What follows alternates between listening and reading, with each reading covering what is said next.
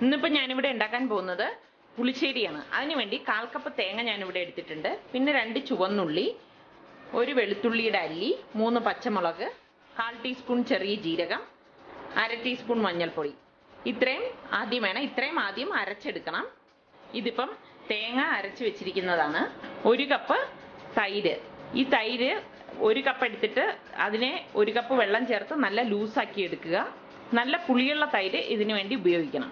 താളിക്കാൻ വേണ്ടിയിട്ട് ഇവിടെ 1/4 ടീസ്പൂൺ കടുക്, 2 ചുവന്നുള്ളി വട്ടത്തിൽ അരിഞ്ഞത്, കുറച്ച് കറിവേപ്പില, 3 വറ്റൽമുളക്. ആദ്യം തന്നെ ഒരു ഇരുമ്പ് ചട്ടി അടുപ്പത്തേക്ക് വെച്ചിട്ട് ഗ്യാസ് ഓൺ ചെയ്തിട്ട് ഈ അരച്ച് വെച്ചിരിക്കുന്ന അരപ്പ് ഇതിലേക്ക് ഒഴിച്ചു കൊടുക്കാം. നല്ലതുപോലെ ഇളക്കി കൊടുക്കുക.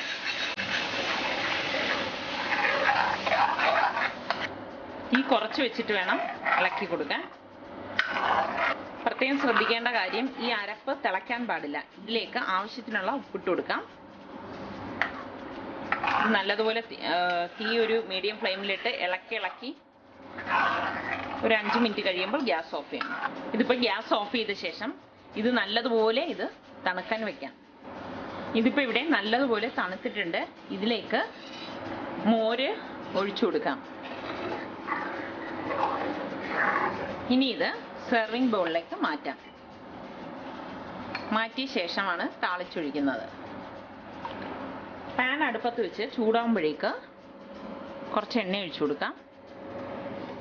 ഇതിലേക്ക് എടുത്തു വെച്ചിരിക്കുന്ന കടുക് ഇട്ട് കൊടുക്കാം. കടുക് പൊട്ടി തുടങ്ങുമ്പോഴേക്ക് ചുവന്നുള്ളി ചെറുതായി കരിഞ്ഞത് ഇതിലേക്ക് ഇട്ട് കൊടുക്കാം.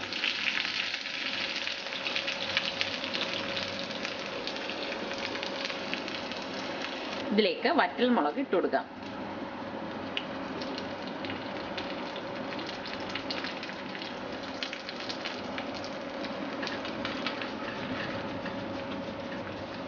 ഗ്യാസ് ഓഫ് ചെയ്ത ശേഷം ഈ കറിവേപ്പില ഇട്ട് കൊടുക്കാം.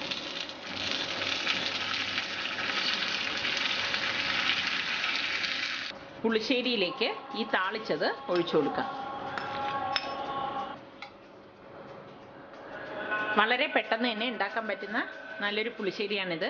എല്ലാവരും ഇത് ട്രൈ ചെയ്ത് നോക്കുക. നല്ല പുളിയുള്ള തൈര് ഇതിനു വേണ്ടി ഉപയോഗിക്കുക. 1 കപ്പ് തൈരിൽ 1 കപ്പ് വെള്ളം ഒഴിച്ച് അതിനെ മോരാക്കിയിട്ട് വേണം ഒഴിക്കാനായിട്ട്. എല്ലാവരും ഇത് ട്രൈ ചെയ്ത് നോക്കി ഇഷ്ടമാണെങ്കിൽ സബ്സ്ക്രൈബ് ചെയ്യുക.